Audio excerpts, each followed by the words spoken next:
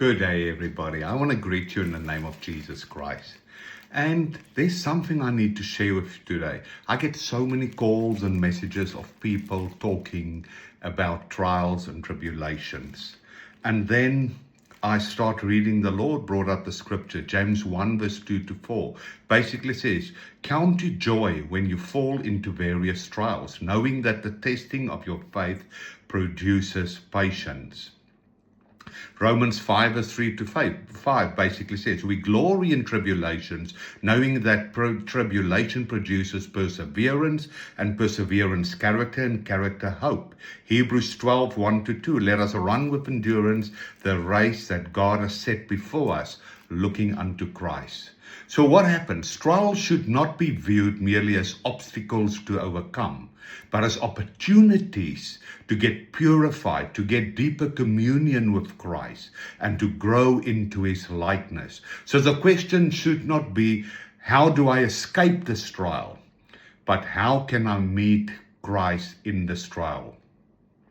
So we need to be patient. We need to stand fast and strong in endurance. Endurance allows the soul to become stable and peaceful, rather controlled by circumstances. So that's a positioning of peace and rest. We need to humble ourselves before God. Instead of asking, why me and why is this happening to us? Then, Lord, what are you teaching me? You see, that humility opens our hearts to God. We need to pray continually. And Jesus' prayer is so recommended. It helps us to gather the heart into God's presence when we pray the Jesus prayer. And in the trials and tribulations, we need to trust God's providence. Remember what He says. Everything works out for the good.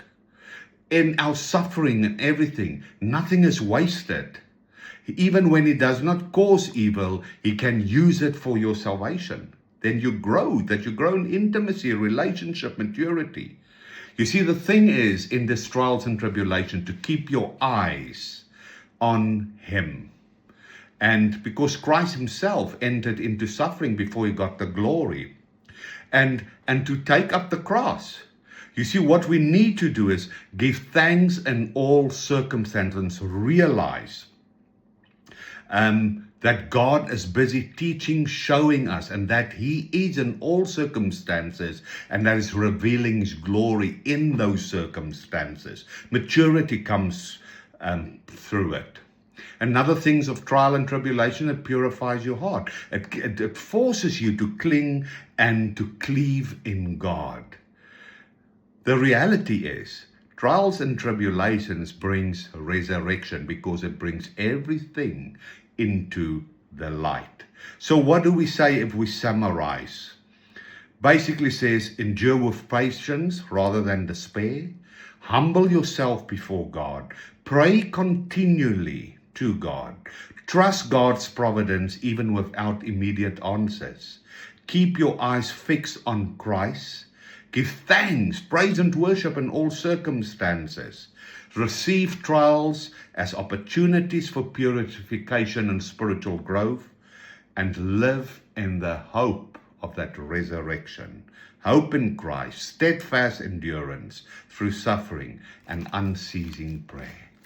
This might be, in your eyes, a difficult season, but this is the most profound season wherein we grow in all these trials and tribulations from glory to glory. I bless you.